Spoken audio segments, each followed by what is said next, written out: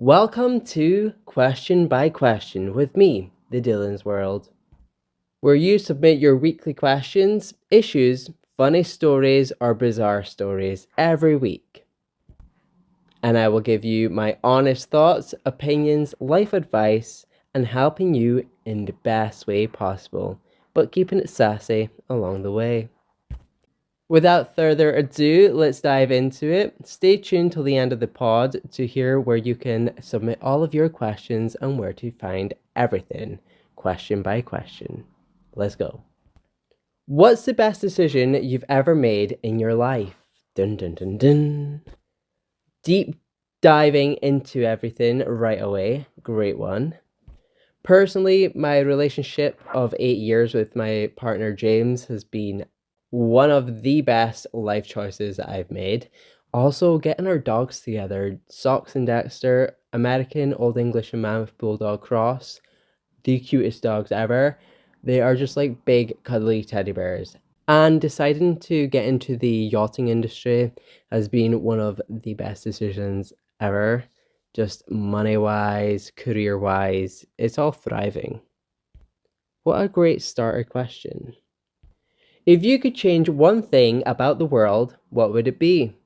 Well, I would probably change the choices of political parties we have at the moment. I kind of feel like in the UK, we're stuck with the same old bullshit, and it's just like no matter which card you're going to draw, it's always going to be a bad one. And I feel like there needs to be a bit of a switch, a little bit more choice, a little bit more action happening on that front. But I don't think that's ever going to change in my lifetime unless someone's going to make a really drastic change, which I don't think they will.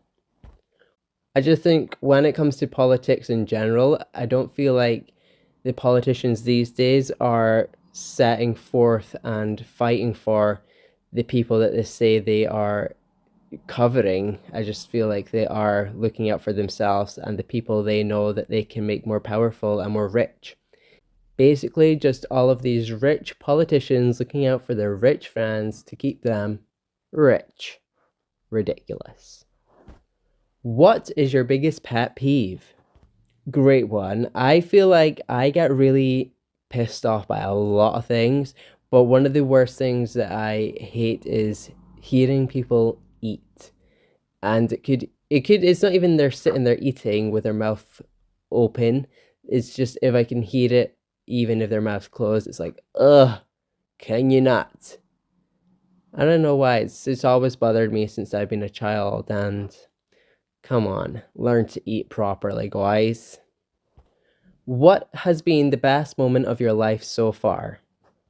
The best moment of my life so far has just been focusing in on a career. I struggled for so long thinking about what do I want to do with my life, and I was going to be stuck in retail unless it wasn't for James pushing me and making me strive for better, and going into the yachting industry and actually making a career of it has been really good. Some relationship advice has came in. Help. What should I do to keep my relationship of just over a year still keeping it excited?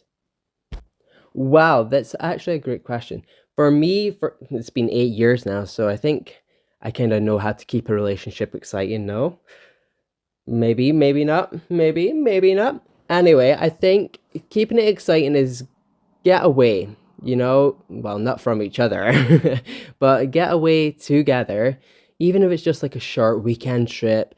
Is fresh, keeping the relationship together, getting away. I feel like when you're out of your comfort, of your home comfort, and moving into just doing something new, even if it's glamping or a chalet or just going to a log cabin for a long weekend or even just a short weekend. It could even be for a night.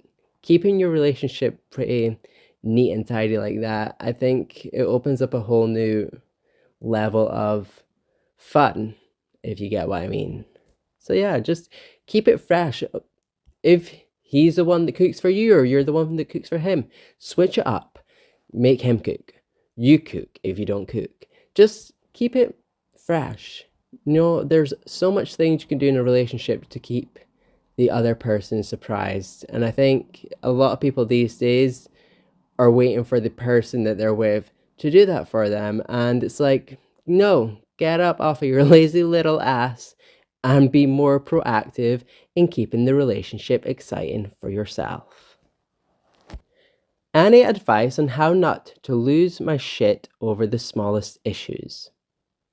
Well, first of all, I would love to know how small these issues are that you're losing your shit over. But for me, when something pisses me off so much, I do sometimes give in to that pressure of go crazy, scream, shout, be a bitch. But then I cool down, I realize life is way too short to be wasting so much time being so angry over the smallest issues. And if it's an issue that you can't even control, what is the point of actually caring? You know, life is too short, and I think we're all forgetting that in this day and age. And especially, we're all sitting with our heads in our phones all the time. Get up, touch some grass, and remember, life is too short. Live it to the fullest, and don't stress over small shit, basically. And if that's not enough to make you realize, then I don't know, you're beyond help. You're beyond help. Life advice, here we go. I feel stuck at the moment, like I don't know what I want to do with my life. Any tips? Female 19. 19 is still a young age, especially in the generation we're in. We're now, people don't really know what they're doing until a little bit later in life. And, take as much time as you need in this moment to actually think about the career path that you want to go on. Don't rush into things. Even if for me, working in retail was really good, and I kind of felt like, oh, this is going to be my lasting career. And then you sit back and you realize, what the fuck am I thinking? Get on the computer and do some research. What I found helpful was sitting down with a pen and paper and write down everything that you dreamed you ever wanted to be, and go through that list and see what you can actually do. With the qualifications you have now, especially at the age of 19, you're in the perfect age range to get back into studying, go to college, go to university, depend on the credentials you've already got. Get into studying, because even people are saying these days that studying isn't the one thing that is going to guarantee you a job. It's not.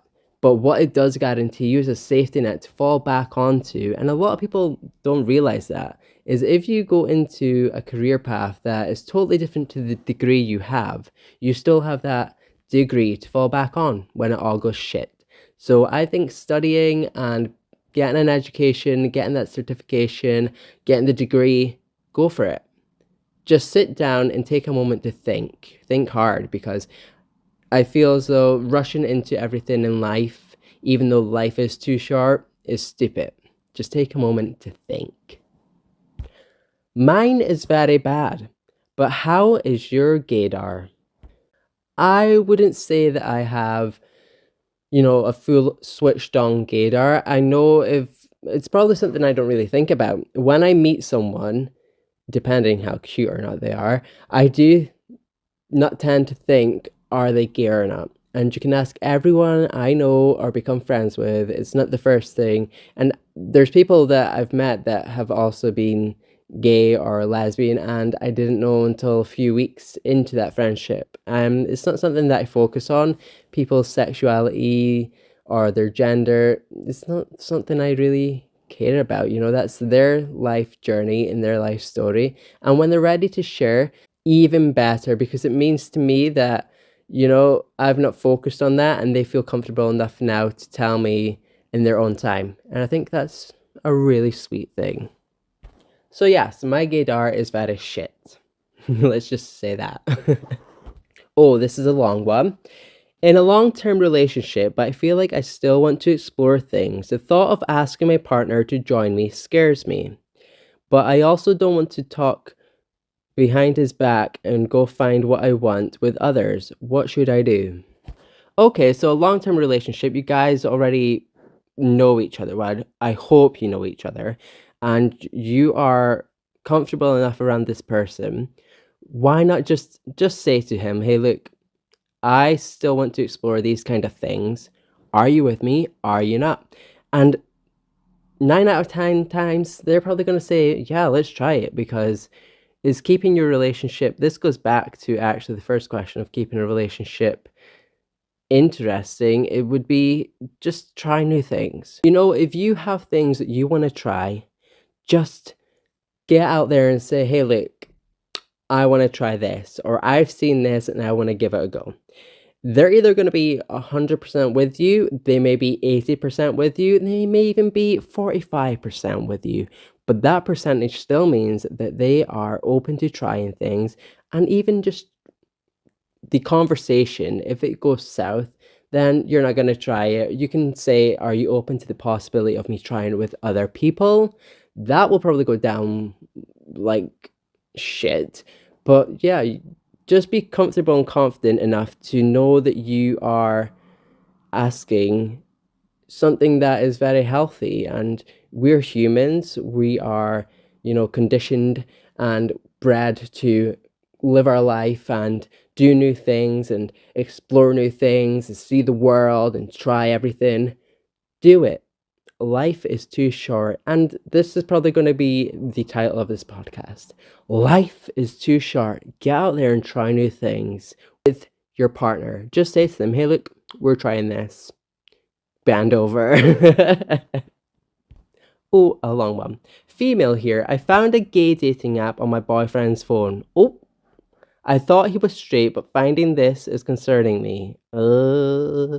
Should I tell him I've seen the app? What should I do? Well, I don't know if I should maybe tell you what I think you should do, but let's go for it. First of all, were you snooping? Because I've been guilty of this before, and shit hit the fan like crazy. It's not good. If you are in a relationship and you do not trust that person one bit, and you're snooping on their phone, and then you find something that is going to validate your feelings, then wow, it's going to be a shit show. Second of all, if they are open to you checking their phone and stuff, whatever, and you've came across it, maybe they're stupid because they often know that you have access to the phone and you're going to look whenever. And maybe he's just trying to tell you something, that he's open to being sexually explorative, shall we say. He maybe wants to just let you know that he's open to being with a guy and a girl. You never know, he might be coming in there with the threesome chat soon.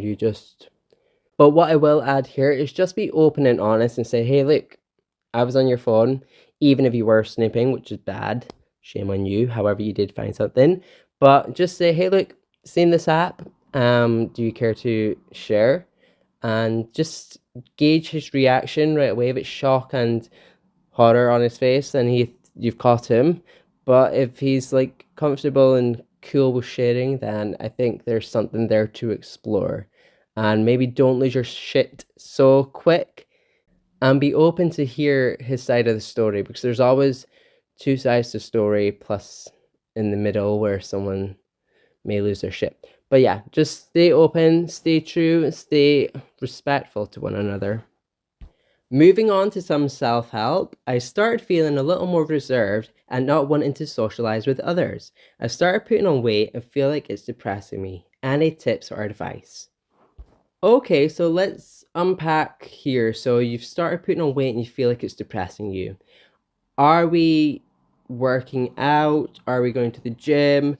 I'm not saying that you need to. I'm just saying working out will also make you feel a little bit happier and healthier, and you'll probably start sleeping a bit better.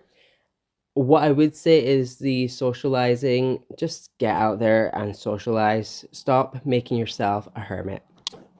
And it's very funny that I'm saying this, because I am one of those people who doesn't like to socialize often and will stay at home and feel comfortable in my own surroundings. But sometimes you just need to snap out of it. And it's easier said than done, especially when it comes to depression.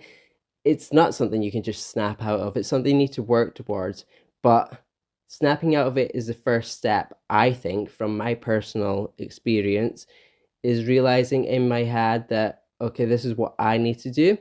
What I would say, sit down and write a little plan. So if you're at work the whole day, you're coming home, you can do a little workout, you can have a meal, you can maybe get someone round for drinks, get a friend round for drinks. Start planning a little bit better, because I think that's what it is we forget to plan a little bit and things go a little bit crazy, and then we kind of lose track of ourselves, and we don't even make time for ourselves these days. And I think once you start planning and seeing on the paper that, okay, this is what we're going to do today, this is perfect, and then you'll slowly start feeling a bit better about yourself and slowly start working towards creating better friendships. And I think better friendships equals more socialization. Any romantic ideas for me to surprise my girlfriend with? Budget ideas, but open to short getaways. Okay, I would say is kind of try and get a little bit of a hint from your girlfriend about what is romantic to her, and then play in on that. If she wants a beach getaway, and you could do that on a budget, do it. But if she wants a little lodge holiday, which I know staycations are quite big in the UK at the moment, but they're also getting a little bit more expensive. However, just going for a night or two is one of the best things you can do.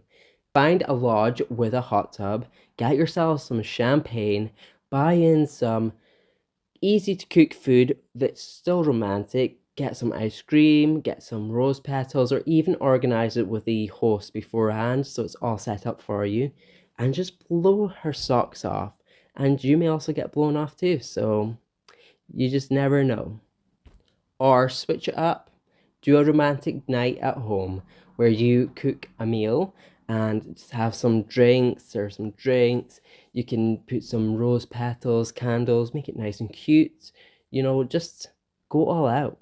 And that is really good for our budget. And it's also good to just reconnect with one another on a romantic level. And I think that will work really good as well, actually. So just maybe stick with that first. Do that one first. And if it doesn't go that well, get away for a little bit. Oh, your Twitter interactions crack me up. However, how do you deal with backlash and hate you get sometimes? Oh, me? People hate me?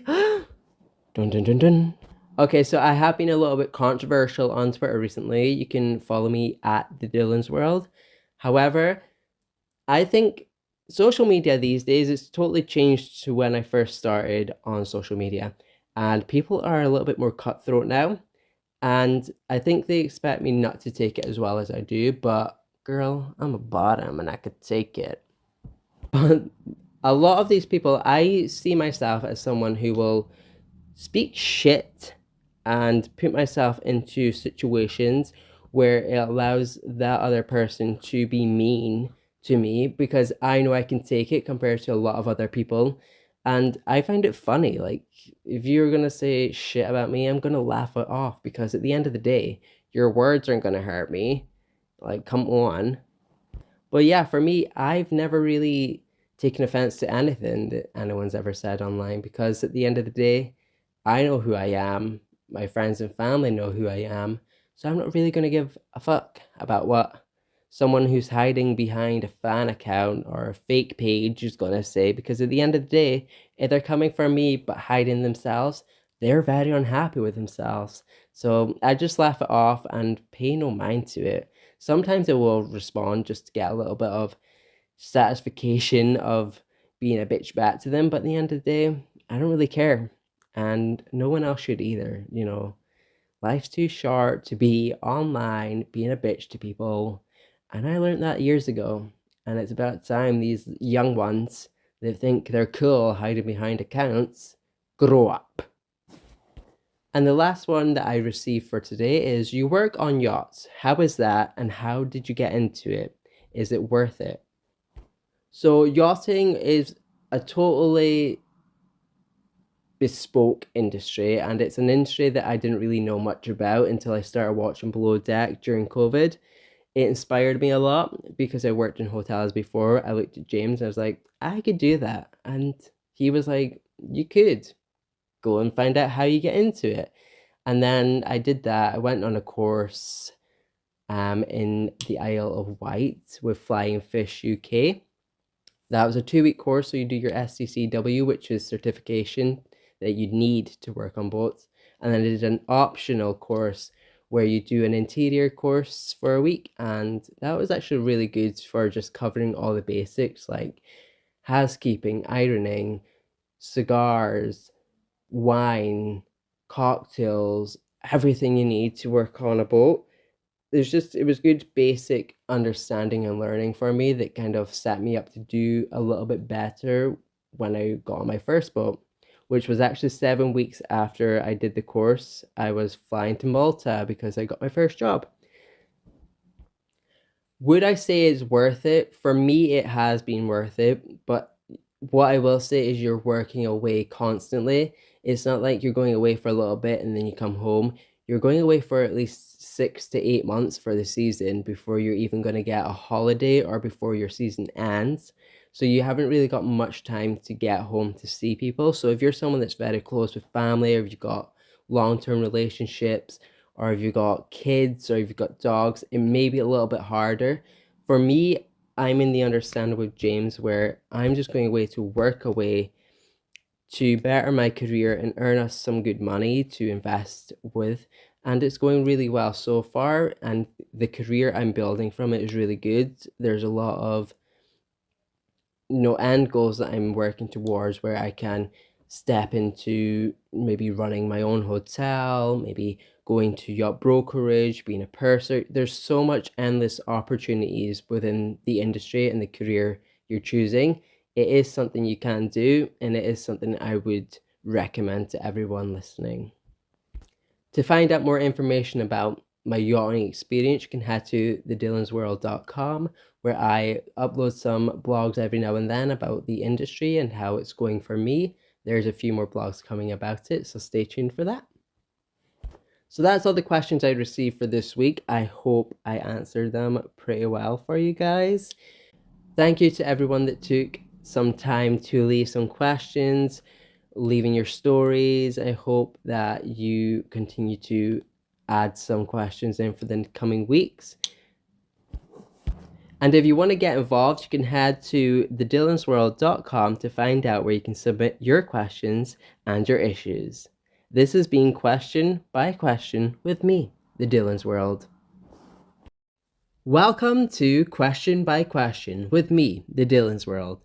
This week, I took to socials to ask you all, how do you deal with difficult co-workers? Because we've all been there, and if not, you will be there at some point in the future.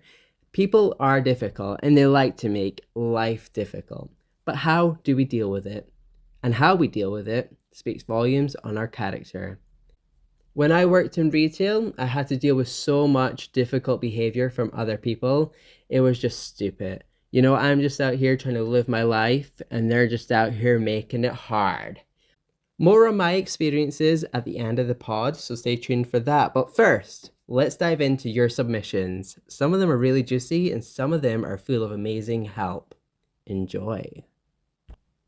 My favorite trick, mess with the socially accepted tempo of conversations. For example, person A says something, person B would reply in a socially accepted manner and time. If your asshole colleague says something, take 3 seconds too long to reply and then drop the "what an unusual thing to say." Make the entire conversation awkward. Fill up every interaction with awkward silences. Now, do I think that this method is a little bit full on? Yes, but do I think that sometimes this is needed? It is, because at the end of the day, you are just there trying to work and you don't have to be friends with everyone. And if someone is being an asshole to you, be an asshole back. Sometimes you got to fight fire with fire, and sometimes you just got to give as good as you're getting, basically. Another submission reads, I was dealing with 2 difficult teammates who are completely crazy and they just continue to torture me. I was in the project for over a year and it led me to doubt my abilities and took the light out of me. Ignoring them wouldn't help. They would continue their behavior. I started to create boundaries. Of course, that didn't work absolutely, but they kind of backed off. and then I was rolled off the project. I moved on to a better project with a better team and did really good for myself. I think this is a really good submission because it shed light on there is always something better coming along, regardless of the shit you're going through now with certain people. Stick at it, keep your head down, and just continue showing everyone how amazing you are at the work you're doing. Because at the end of the day, good hard work pays off and is always well rewarded, whether that be karma-wise or whether that be with promotion or moving on to something better. Just stick it out. Stay strong and keep your head up. Another submission reads, you don't have to acknowledge them. When talking in a group, do not greet them in the hallway either, just stare right ahead. Do not lend a hand or invite them to events or gatherings. They're also so aware what's going on and they don't owe you anything as much as you don't owe them anything. There were many times where I entered the room and it was just the individual and I. No greeting, utter silence for 20 minutes. They weren't budging, I wasn't budging, but my work got done while in the room and they also completed their work in utter silence. See, for me personally, looking at that and reading it, it makes me think that you're both not willing to budge at all. And of course, if they are the difficult one and they are being a total asshole, then it is deserved. But I think sometimes you need to stop holding on to so much grudges and just move on with life and make a little bit of effort here and there and make them realize that you're actually not that person that's going to put up with their bullshit, but you will also be that person that is going to move on and build that bridge. And I think a lot of people get stuck in that little routine of back and forth. They're playing tennis. They're these tennis professionals and they're just flinging their balls everywhere and no one's ready to budge. And I think it's sad actually how we live our life these days where we think that just cutting people off instantly without trying is the way forward. I don't think it is, but sometimes it needs to be done, so I totally understand that. One submission actually states, I will agree that professionalism is important, but it's also important to, in retrospect, look at yourself. Ask, how did I contribute this? Talk it over with someone who will be honest with you. It helps you make sure you are emotionally intelligent. You will learn, and that will be the jewel in your crown.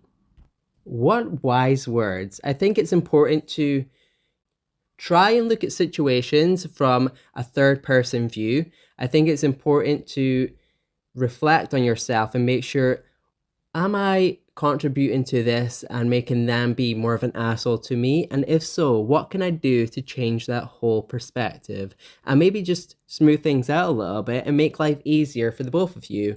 I think we forget that if someone's treating us like an asshole, we'll just be blunt back with them or we'll just cut them off. And just imagine how that feels for them as well. There's no reason that we should just stop everything. We should communicate. Communication is key, and communication is a way to move forward. Also, just taking a moment to reflect on yourself and make sure, is the behavior I'm putting out there worthy of this reaction? And then you might be surprised. You might be surprised, and hell might freeze over. Some wise words incoming. Actions speak louder than words. You're not going to like or get along with everyone. Therefore, why does everyone have to like and get along with you?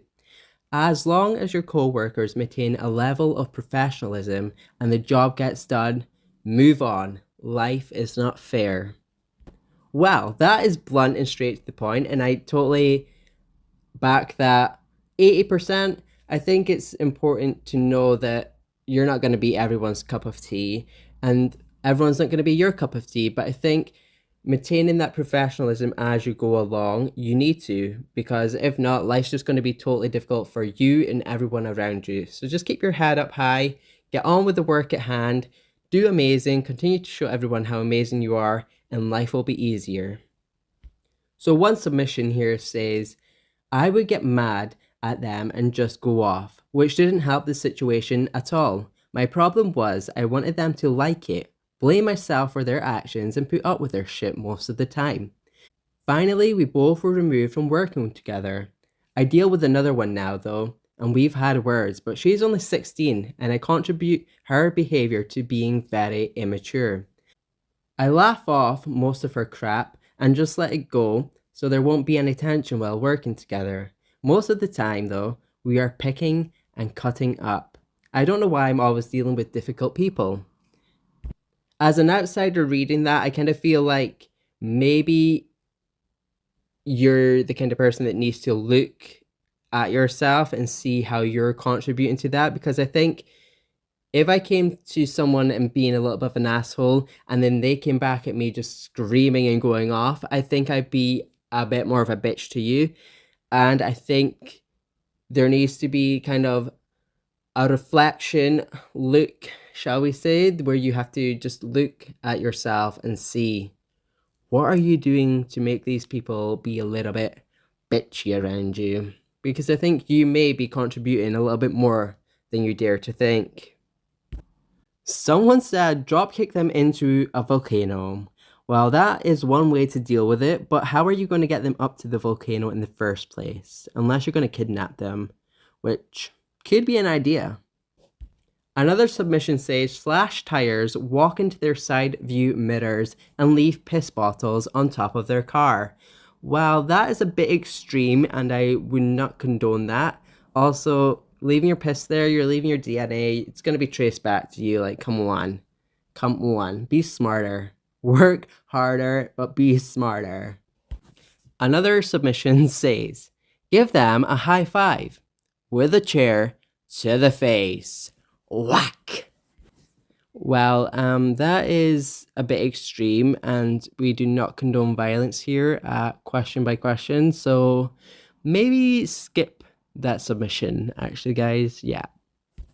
Depends on the situation, but usually I just walk away. I had a coworker that I saw occasionally until she got fired recently, who was constantly vying for the attention of anyone and everyone. It was exhausting. I'd just straight up walk away from her and do my own thing. Then she'd call out, yeah, good talk, very loudly, pretty much every time. Probably the worst energy vampire I'd ever had the displeasure of existing around. It is very exhausting actually dealing with someone who is like that, who's constantly out there just droning on, making a scene, trying to get the attention, and it is exhausting. Just the best way to deal with those kind of people is play into it a little bit and then walk away as quick as you can. Or if you don't even want to play into it and you are bold enough just to be like, look, bye, do it. Because if you continue it on, it will get worse. And that is coming from experience for me. Dealing with people like that are the worst kind of people in the workplace. And it's not going to end well for anyone if that continues on. Another submission reads, one time, one coworker was making rumors up about someone else and going around telling everyone that this person was talking about them. It got so bad that the manager got involved and sat everyone down and just said, what is going on? It came to light that the person that was spreading the rumors was the one making the rumors up, and she started crying in front of everyone and saying that everyone hated her. We just all kind of had awkward stares on our faces and just didn't want to interact with that at all. And the manager sat us there for an hour until everyone spoke and basically said this was what was happening. It was the worst day ever, and the person got fired for spreading rumors, spreading lies, and just being difficult. Well, that sounds like a barrel of laughs and fun. Not. Imagine sitting there just doing your work, having fun, and then boom, you're all sitting down and this drama happens. Imagine that. I think the best thing to do in that situation is just speak up and be like, hey, look, this person's saying you're spreading rumors. Is that happening? And if their reaction, you can tell by people's reactions right away. If it's sincere, open, and honest, you can tell right away. And especially with the looks on people's faces, you can see who's being deceiving and who's being real. And I think if you can tell they're being real right away, you know who is the troublemaker. Another submission reads, my problem is an employee of mine. boundaryless victim who has no concept of accepting personal responsibility. She's a nightmare who makes me hate my job some days. She straight up refuses to join in conflict resolution meetings on the advice of her lawyer. I think it's funny that this person has no boundaries and they will play the victim, and that is one of the worst people you can work with and one of the worst kind of people in general. And I think the refusal to join in the conflict resolution meetings speaks volumes on the kind of person that they are, because I think it's important to know that if someone's willing to change and make changes, they're going to do their all to make life better for themselves and the people around them. But if not, then you need to avoid them. Get rid. And if you've said that person is an employee of yours, you're probably in that position to get rid of them. And I think just sit down and have that meeting and be like, look, you're gone. Bye. Another reads, going through this now. I basically interact with them via work, meaning any interaction has to be with work. Other than that, I don't say a word, I don't get involved in gossip, and I mind my own damn business. And that's about it. Okay, that's straight up and straight to the point. I like it. What I will say is you need to do that sometimes. If someone is being a gossip or just being full on difficult, ignoring them is the best possible thing you can do, and just avoiding them if you can at any point is the best way forward. What I will say is most of these people are not saying that they're escalating any issues. What I would do if I were you guys dealing with a difficult person is just go to your manager, supervisor, whoever's in charge, the business owner, and just say, hey, look, heads up, red flags, run. This person should not be working with us. This person is making life difficult, and just see what their reaction is. And if they're supportive and know about it already, they're going to get rid. And then if they don't know about it, at least now they do. And then if something does happen, you can be like, well, look, I told you so. I told you so. I think the best thing to do is just go ahead and mention it all, get it all out there, and even put it in writing just to back you up. So if something does happen, you can fall back on that and say, hey, look, I'm right, you're wrong, and there's nothing you could do about it. So for me personally, going through this, I think retail is such a bitchy, over the top, over dramatics, the works, everything. Dealing with people in retail, co-worker wise, is one of the worst things ever. People seem to get a stick up their ass and feel like they are elite and above you, and it's just not the way I live my life. I like to have fun. I just like to live life in harmony. But a lot of people don't, and it's quite evident. I think you kind of get to know someone pretty quick, and you can read their behavior pretty quickly. I think when you first start a job and you're sold this dream, and then you get there and it's just like someone being an absolute devil to everyone, I think you probably know by being sold that dream that something isn't right. Every situation does need to be handled differently, but for me, my top tips would be what's already been mentioned is just avoid that person as much as you can. Only deal with them when it comes to work. Do not invite them to anything personal, and just don't share anything with them. At the end of the day, they're choosing their bad to be a difficult person, and they can lay in it as far as we care, because at the end of the day, we're out here trying to live our life, thriving, and they're trying to bring us down. No ma'am. No ma'am. Also, if someone is making your life really difficult at work, just say to them, hey, look, stick to your lane. Get out my lane, stick to your own. Just be bold. I think a lot of people do shy away a lot from confrontation, and it's easier said than done to say, hey, just go up to someone and be like, you, no, not today, Satan. It will show that person that you will not be dealing with their bullshit, and you are brave enough to speak up for yourself.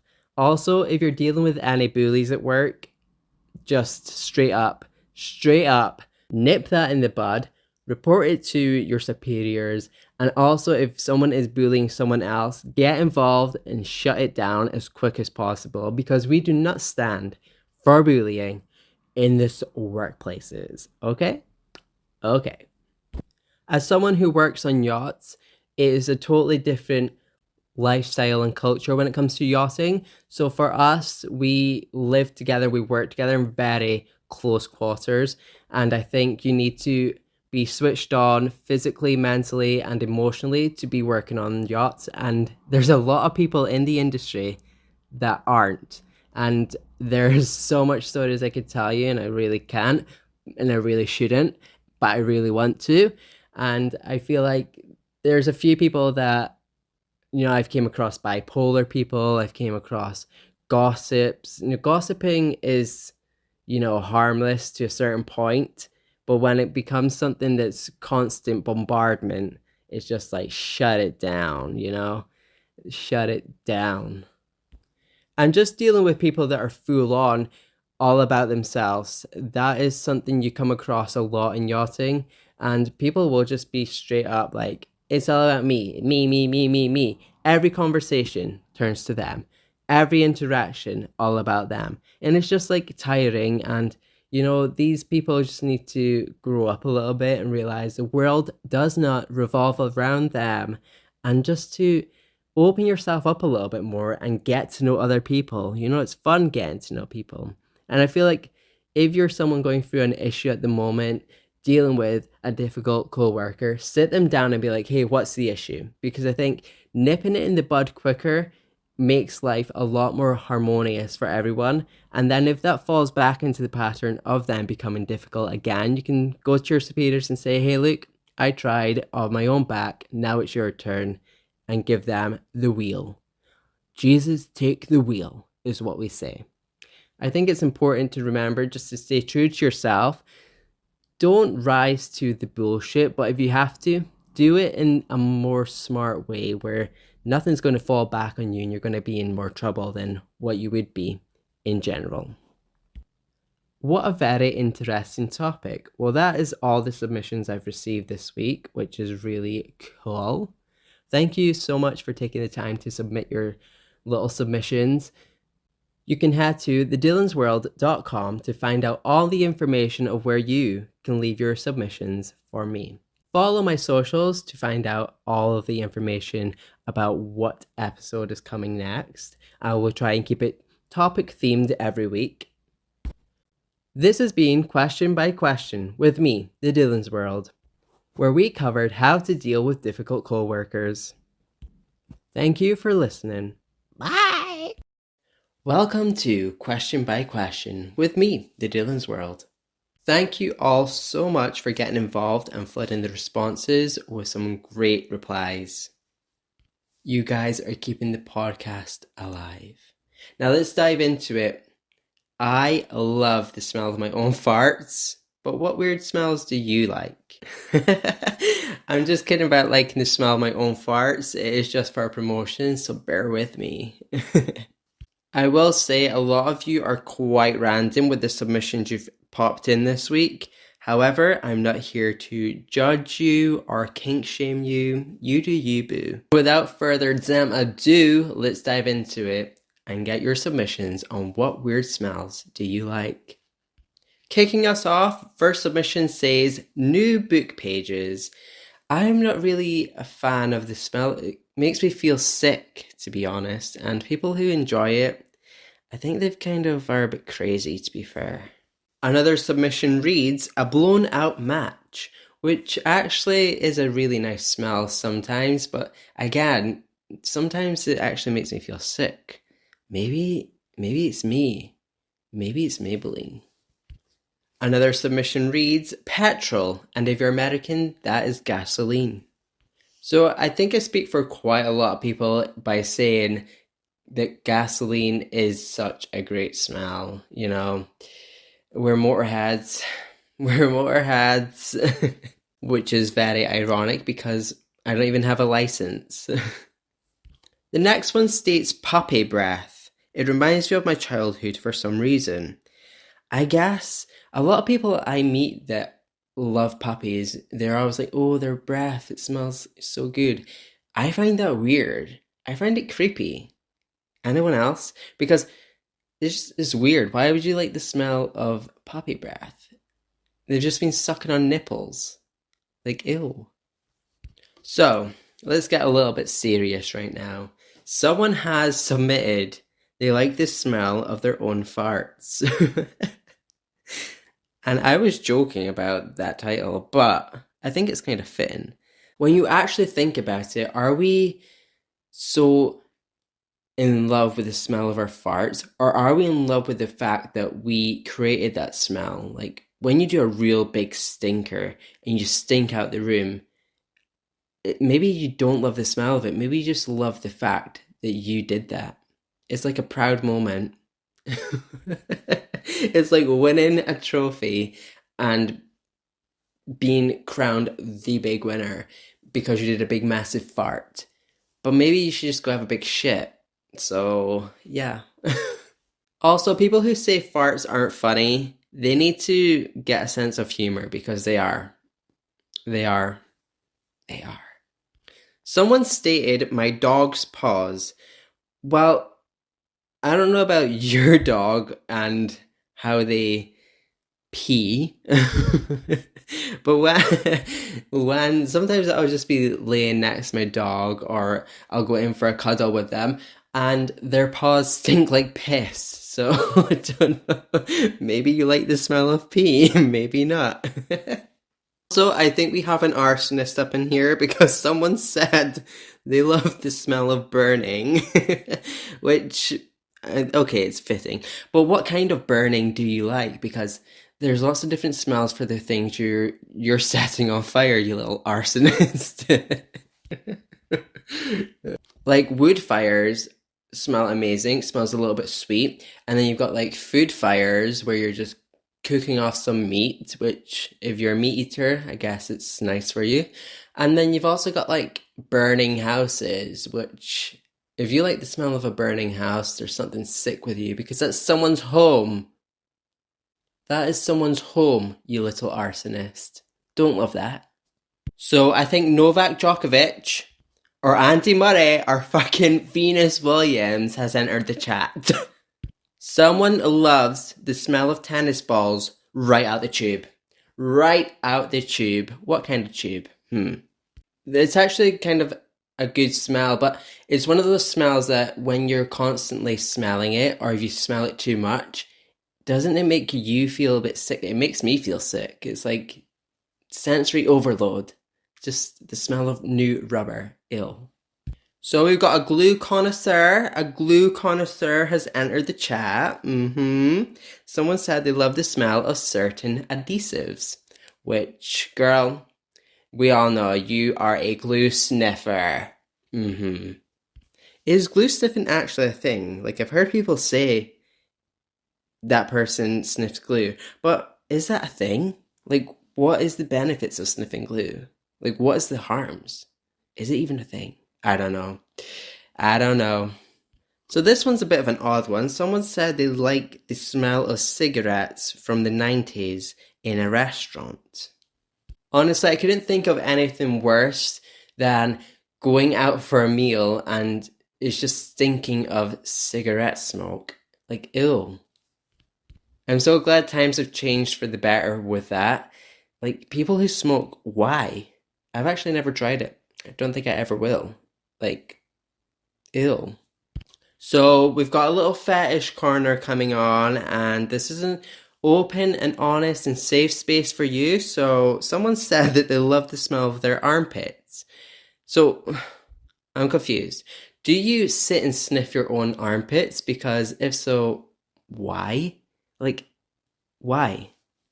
Also, if you love the smell of your own armpits, do you love the smell of other people's armpits? Ooh, that's interesting. I need to know. Get back on the socials and tell me if you like the smell of your own armpits and the smell of someone else's, or is it just your own armpits? Because I need to know now. I won't be able to sleep until I know. Well, the next one's a little bit fucking weird. I love the smell of my son's breath after I fed him when he was a baby. What? I have so many questions that I need answered right now. Did you used to breastfeed him? If so, does that mean you like the smell of your own breast milk from his breath? I'm speechless. And also, if he was bottle fed, were you putting your like nose in his mouth? Because like babies don't breathe that heavy that they're blowing their breath into your face. So you're actively looking for that. It's a bit creepy to me. I'm not gonna lie. So we got some little illicit abusers up in here. So like 3 people replied with this. Could also be the same person replying, but they said cocaine. Now, I'm not one to judge. Do what you want. This is your life. But come on. Swiftly moving on, someone has wrote cow shit. Growing up in the country and you learn to love it. So how does one actually learn to love the smell of cow shit is what I need to know. Because there's been times I've been driven through the countryside because I don't drive actually, and the window's open and that smell, you know it's that smell, and it comes in that window, you know shit is literally about to get real. Like, how can you learn to love that? Riddle me that, please. Another one for the dog lovers. Someone said that they love the way the dogs smell, especially after they've been playing outside. I will add my own personal thoughts into that. My dogs come back and smelling like biscuits after rolling around in the grass, which is kind of weird, but a really nice smell. So yeah, that's interesting, isn't it? Wait. Someone's responded saying they love the smell of their dog's paws when they're sleepy. This has just made me think, are dogs' paws like humans' armpits? Like, do they change scent when they're in certain situations or feelings? Just did a quick Google search and it just turns out that your dog's just standing in lots of shit that creates scents. And that makes a lot of sense. We have a bougie bitch in here.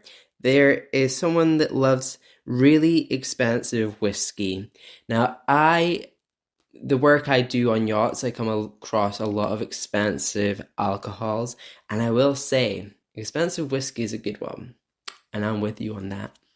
Someone's responded with window cleaner, and I'm thinking, I just usually spit on my windows and rub it in. Isn't that how we all clean our windows? So, do you love the smell of your own spit? ?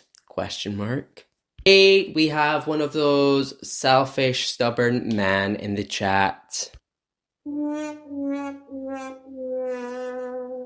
So he has stated, myself, I smell kind of good most of the time. No stinky sweat or rancid sebum, just an earthy man scent. Award for the biggest ego goes to...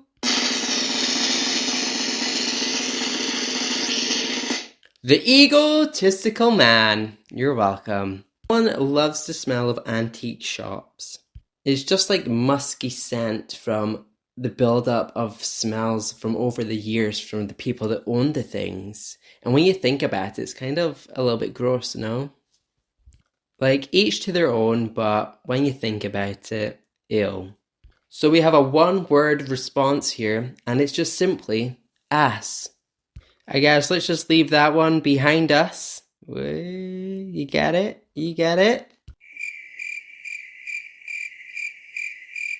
The crowd went mild. What is it with people loving the smell of farts? Someone stated they love the smell of farts after eating McDonald's. That is very specific. Also, your food doesn't digest that quick. So right after eating McDonald's, it's probably not McDonald's you're smelling unless you're waiting a few hours. And I can guarantee that farts are stinking. So you are disgusting. Brother, This week on my weird fetish. Drywall. Not only the smell, but the texture and feel of it. No, I'm not that strange addiction lady. Well, bitch, let me break the news to you. You are. You and your little freaky fetishes. Just go smell and touch the drywall and have some fun. You know, you do you. So someone else has also wrote cow shit, but from a distance. And if that distance is from 1,000 miles away, I'm with you on that. So this has been a very interesting insight to your lives. Thank you so much for taking the time to share those responses. So personally, I don't think there's any smells that I could say are weird that I like, because personally, I'm just a sensitive soul and most things make my head sore. But what I do love is the smell of sweet, clean, fresh scents. It's just me. That's me. Thank you all for taking part in question by question. What weird smells do you like? To find out more information about the pod or to submit your responses, head to TheDylansWorld.com and you can find me on socials at TheDylansWorld. Bye! Compliments to me, you, and them. What's the best compliment you've ever gotten? Welcome to Question by Question with me, TheDylansWorld. This week I asked you, what's the best compliment you've ever gotten? And while the world is full of love, compliments, and sometimes a little bit of backhanded sass, it's actually refreshing to hear. Now let's dive into your submissions and see what's in store for us. Starting off with a very sentimental one, my father telling me, "You've done a great job raising your boys. You're a great father. I'm proud of you. He passed 5 years ago." First of all, sorry for your loss. I hope you're doing well, and I hope those words ring true to you and stay with you for as long as you go, because that's probably one of the best compliments you can ever receive, is from a parent praising you on your parenting. Another submission reads, "You're so easy to love." I think that's so sweet. Being told that you're easy to love is probably one of the best compliments ever. And it's really sweet just to know that you're that easy. Well, not in that way, but you know what I mean. Being told my smile was beautiful and could light up a room. I'd be keeping you close in case there's a power outage at night. You can light up my room, girl. A random lady at the supermarket. "Could you get me that bottle, young man?" Being referred to as young made my day. I don't think that's much of a compliment if they're asking you to get something for them. You're just encouraging their laziness. I'm kidding. It's sweet being able to help people if they're needing it, and you did, so that's me giving you a round of applause, not clapping cheeks. Another submission is, "You're a very pleasant conversationalist," from one of my best buds. Honestly, that is such a good compliment because it's observant, it's giving you good feedback, it's letting you know that you can hold a conversation and you're a great conversationalist. So I give you a round of applause, but I do think it sounds a bit dodgy, so I'll give you one of these instead. Glen Coco? Fall for you, Glen Coco. You go, Glen Coco. Another submission says, "You are a precious soul." I find that a bit creepy, not gonna lie. I'm getting creep vibes from that. How would they know about your soul? Are you soul sisters? Are they a ghost buster? I need to know. I think you look cute when you smile. I think personally that smiles light up the mood, and you could be having the worst day, and if someone smiles at you and you smile back, you get a boost of happiness. So keep smiling. Another submission reads, "You look hot when you're driving." What? Who looks at someone driving and thinks, "Damn, they look hot"? And they look even hotter when they're driving. I don't get it. I don't get it. It's a sweet compliment, I guess, for you, but personally, I don't understand it. Time to get a little bit sexual. A girl was once giving me head and paused to apologize because she wasn't used to big cocks. Well, well, well, you big swinger. Congrats to you for being well endowed. Honestly, it probably was a great compliment for you at the time and probably made you feel $1,000,000, but come on. Well, I hope you did come on, if you know what I mean. Oh my god. So this one has got a timestamp of July 2013. I remember it like it was yesterday. And it just says, nice shoes. It's sweet that you remember that and you've got a timestamp for it, but you need some better compliments in your life. Let me tell you, you are an amazing storyteller. There you go. Remember that, bitch. Now, a compliment with a twist. A guy in middle school told me that he's drowning in the ocean of my blue eyes. Well, it would have been really nice if my eyes weren't brown. Well, that is more of a burn than anything. You did say you're in middle school, so I do guess that, kids back in the day are just trying to, any hole is a goal, I guess. Another states, you have a gentle presence about you. I'm pretty sure they probably said that about some serial killers, so I've got my eye on you. I'm watching you. I'm watching you, Wazowski. Always watching. Okay, let's switch it up and get a little bit serious. I like your dress, or I like your hair. Both times I was feeling really insecure. It made me feel like I was on cloud 9. And I think that's the thing in life. You forget that other people have things going on, and just giving them a compliment can switch up their day and change the direction of their thoughts and feelings. So I think we all need to compliment one another a little bit more and be a little more self-aware and get our heads out our phones, look up, look at someone and say, nice cock. So it's taken us from a high to a low right now. This person said, not sure I've ever gotten a compliment before. I can't remember at all if I've ever had any. So let me switch it up and give you a compliment that you will remember. In the wise words of Lady Gaga, you are talented. You are brilliant. You are incredible. You are amazing. You are show-stopping. You're spectacular. You're never the same. You're totally unique and completely never been done before. Now thank you for attending my TED Talk. That's $50, please. The other one says, nice legs. And I don't want you going to play bingo because when they call out legs 11, you'll probably stand up and whistle for yourself. Now this one's kind of sweet, but also sick.